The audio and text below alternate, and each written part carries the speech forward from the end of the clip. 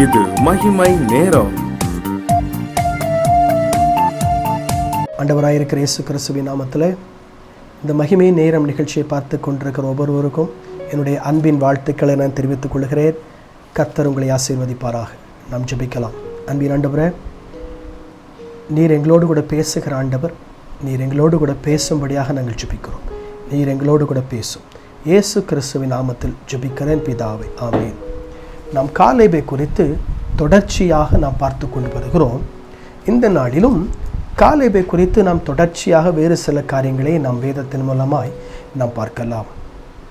Caleb போன வாரங்களிலே காலேபை குறித்து இதுக்கு முந்தின நாட்களிலே நாம் காலேபை குறித்து நிறைய காரியங்களை நாம் பார்த்தோம், ஒரு சில காரியங்களை பார்த்தோம். ஆனால் இன்னைக்கு காலேபை குறித்து வேறு சில காரியங்களை நாம் பார்க்கலாம்.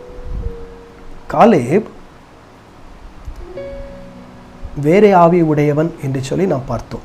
நேற்றைய தினத்தில் காலேப் வேறே ஆவியை உடையவன் என்று சொல்லி நாம் பார்த்தோம். ஆனால் இன்னைக்கு கானான் தேசத்தை சுதந்தரித்து கொள்ளும் பாக்கியம் பெற்றவன் இந்த காலேப்.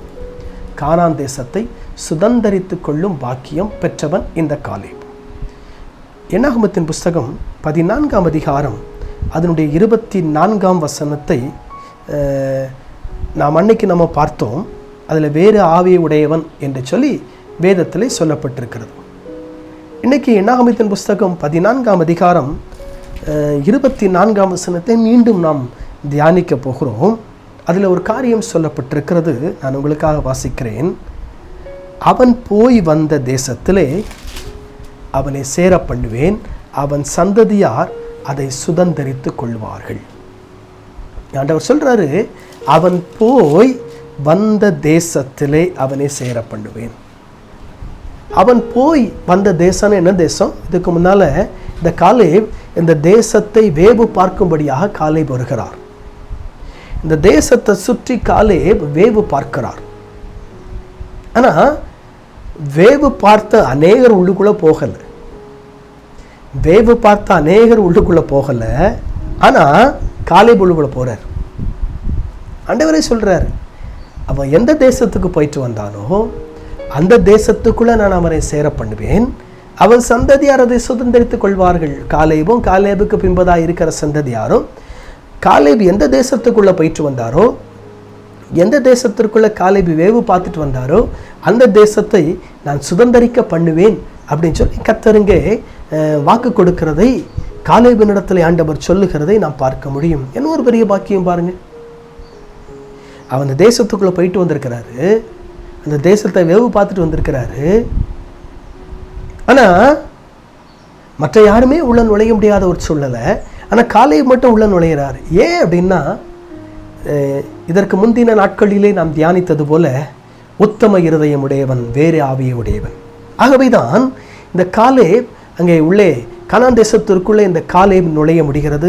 கானான் தேசத்திற்குள்ளே இந்த காலேப் என்டர் ஆக முடிகிறது. கர்த்தரே இதை காலேபுக்கு ஆண்டவரே சொல்றாரு, காலேபும் அவன் சந்ததியாரும் அதை சுதந்திரித்துக் கொள்வார்கள். காலேபும் அவன் சந்ததியாரும் அதை சுதந்திரித்துக் கொள்வார்கள். அவன் எவ்வளவு பெரிய ஒரு பாக்கியம் பாருங்க. இங்க எதை சொல்றாரு?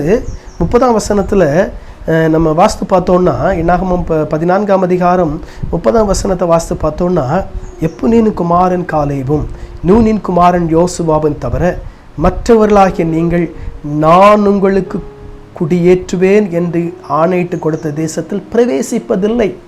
தெளிவாக சொல்ற, மற்றவர்களாகிய நீங்கள். காலேபு போவார், யோசுவா போவார், ஆனால் மற்றவர்களாகிய நீங்கள் போக மாட்டீங்க. இந்த காலேபை குறித்து நாம் தியானிக்கிறதுனால காலேப் உள்ள என்டராகிறார். ஆனால் மற்றவங்க யாரும் அதுக்குள்ள நுழையலை, அதுக்குள்ள என்டர் ஆகலை, அதுக்குள்ள அவங்க போக முடியலை. ஆண்டவர் எங்க சொல்றாரு?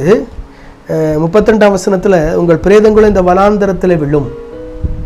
நீங்க எங்கே இறந்துடுவீங்க, ஆனா உள்ள போக மாட்டீங்க. காலேப் உள்ளே நுழைவார், காலேப் உள்ள என்டர் ஆவார். ஏன்னா உத்தம இருதயம் உடையவன், உத்தம இருதயம் உடையவன். உபாகமத்தின் புஸ்தகம் 1ஆம் அதிகாரம் 36ஆம் வசனத்தை நாம் தெளிவாய் நாம் வாசிக்கும் பொழுது இங்க ஒரு காரியத்தை நாம் பார்க்க முடியும். தெளிவான ஒரு காரியத்தை நாம் பார்க்க முடியும். ஆண்டவரே சொல்லுகிறதை நாம் பார்க்க முடியும். எப்புனையின் குமாரனாகிய காலேபு மாத்திரம் அதை காண்பான். அவன் கர்த்தரை உத்தமமாய் பின்பற்றினபடினால் நான் அவன் மிதித்து வந்த தேசத்தை அவனுக்கும் அவன் பிள்ளைகளுக்கும் கொடுப்பேன் என்றும் ஆணையிட்டார். கர்த்தர் ஆணையிடுறார். அவன் மிதித்து வந்த தேசத்தை அவனுக்கும் அவன் பிள்ளைகளுக்கும் கொடுப்பேன் என்று கர்த்தர் ஆணையிட்டார். இங்க சொல்றார், எப்புனேயின் குமாரனாகிய காலேபு மாத்திரம் அதை காண்பான். ஏன் காண்பாரு? அவன் கர்த்தரை உத்தமமாய் பின்பற்றினபடினால் எந்த தேசத்துக்குள்ள போய் எந்த தேசத்தை காலேபு மிதிச்சாரோ அதே தேசத்தை காலேபுக்கு நான் கொடுப்பேன். அதே தேசத்தை காலேபு சுதந்திரித்துக் கொள்வார். அதே தேசத்துக்குள்ள காலேபு உலா வருவார். அதே தேசத்துக்குள்ள காலேபின் பிள்ளைகள், காலேபின் சந்ததியார் இருப்பார்கள். நம்முடைய குடும்பம் இருக்கும். கர்த்தர் ஆணையிடுறார். அப்போ இது எவ்வளவு பெரிய ஒரு பாக்கியம். அந்த தேசத்துக்குள்ள மீதி எல்லாரும் போறாங்க, எல்லாரும் வேவுவாக்க போறாங்க. மோசே அனுப்பி வைக்கிறாரு. அதுல ஒரு ஆள் தான் இந்த காலேப். ஏன்னா வேவு பார்க்க போன அத்தனை பேருக்குள்ள உத்தம இருதயம் இல்லை, உண்மையான இருதயம் இல்லை, கர்த்தரை பின்பற்றக்கூடிய இருதயம் இல்லை, ஆண்டவரை சார்ந்திருக்கிற இருதயம் இல்லை, கர்த்தரை விட்டு வழுவி போன இருதயம் உடையவர்களாக இருந்தார்கள். அல்ல கர்த்தர் மேல நம்பிக்கை இல்லாத இருதயம் உடையவர்களாக இருந்தார்கள். அல்ல கர்த்தரை உண்மையாய் சார்ந்திருக்கிற நபர்களாய் இல்லாமல் இருந்தார்கள். அந்த காலேபு மாத்திரம் கர்த்தர் மேல உத்தம இருதயத்தோடு கூட, உண்மையான இருதயத்தோடு கூட கர்த்தரை சார்ந்து விட்ட ஒரு நபராய் இந்த காலேபு இருந்தாரு. ஆண்டவரை சார்ந்து விட்ட ஒரு நபராய் இந்த காலேபு இருந்தாரு. ஆகவேதான் கர்த்தர் காலேபை அவர் எந்த தேசத்துக்குள்ள போனாரோ, எந்த தேசத்தை மிதிச்சிட்டு வந்தாரோ அந்த தேசத்தை காலேபுக்கு சுதந்திரமாக ஆண்டவர் கொடுக்கிறார். அவர் சுதந்திரமாக கொடுக்கிற தேசம் எப்படிப்பட்ட தேசமா? நீங்க வேதத்திலிருந்து பார்த்தீங்கன்னா தெரியும். அந்த தேசமானது பெரிய ராட்சிதர்கள் வாழக்கூடிய ஒரு தேசம். கானான் தேசம் அப்படிப்பட்ட தேசம்தான்.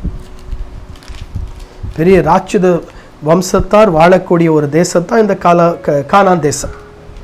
யோசுவா 14ஆம் அதிகாரம் 12ஆம் வசனத்தை நான் வாசித்தால் அதிலிருந்து நாம் தெளிவாய் நாம் அறிந்து கொள்ள முடியும். யோசுவா 14:12 ஆகையால் கர்த்தர் அந்நாளிலே சொன்ன அந்த மலை நாட்டை எனக்கு தாரும், அங்கே ஏனாக்கியரும் அரணிப்பான பெரிய பட்டணங்களும் உண்டென்று நீர் அந்நாளிலே கேள்விப்பட்டீரே. கர்த்தர் என்னோடு கூட இருப்பாரானால் கர்த்தர் சொன்னபடி அவர்களை துரத்தி விடுவேன் என்றான். இங்க பாருங்க, இங்க இருக்கிற ஜனங்கள் ஏனாக்கியர். ஏனாக்கியர் அப்படின்னா அவங்க ஒரு பலசாலிகள்.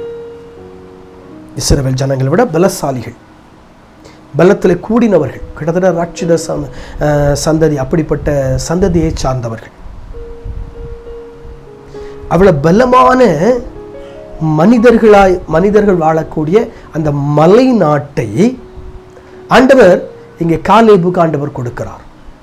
அவங்களை இவர் துரத்தி விடுகிறார்.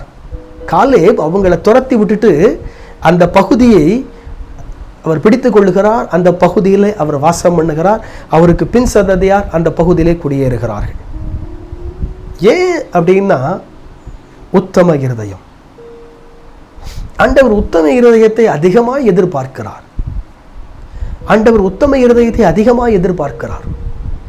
நீங்க தேவ மனிதன் மோசையை குறித்து பார்ப்பீர்கள் என்று சொன்னால், காலேபுக்கு முன்பதாக இஸ்ரவேல் ஜனங்களை வழிநடத்தின தேவ மனிதன் மோசையை குறித்து நீங்க பார்ப்பீங்க அப்படின்னா, அவர் உத்தமமாய் ஆண்டவரை பின்பற்றின ஒருவர். இந்த காலேபு மாதிரி ஆண்டவரே மோசை குறித்து சாட்சி கொடுக்கிறார், என் வீட்டில் எங்கும் உண்மை உள்ளவன், எங்கும் உண்மை உள்ளவன். அவர் உண்மை உள்ளவராய் இருக்கிறத கர்த்தர் அறிஞ்சுதான் இஸ்ரவேல் ஜனங்களை வழி நடத்தக்கூடிய காரியத்தை மோசையினுடைய கையில கொடுக்கிறார். அதற்கு பின்பதாக காலேபுடைய கையில கொடுக்கிறார். காலேபை குறித்து நாம் தியானித்துக் கொண்டு வருகிறோம். இன்னைக்கு அந்த காலேப் என்கிற தேவ மனிதனுக்குள் இருந்ததான அந்த உத்தம இருதயம் நமக்குள்ளே இருக்கா? அந்த உண்மையான இருதயம் நமக்குள்ளே இருக்கிறதா? அந்த உத்தம இருதயத்தோடு கூட, அந்த உண்மையான இருதயத்தோடு கூட ஆண்டவரை நாம் பின்பற்றுகிறோமா? மிதித்து வந்த தேசத்தை ஆண்டவர் கொடுப்பேன் என்று சொல்லி வாக்கு கொடுத்தார். அந்த தேசத்திற்குள் அவர்கள் கடந்து போனார்கள். நாமும் நமக்கு என்ன காரியத்தை ஆண்டவர்கிட்ட கேட்குறோமோ உத்தம இருதயத்தோடு கூட கேட்டோம்னா நிச்சயமாய் கர்த்தர் அதை நமக்கு தருவார்.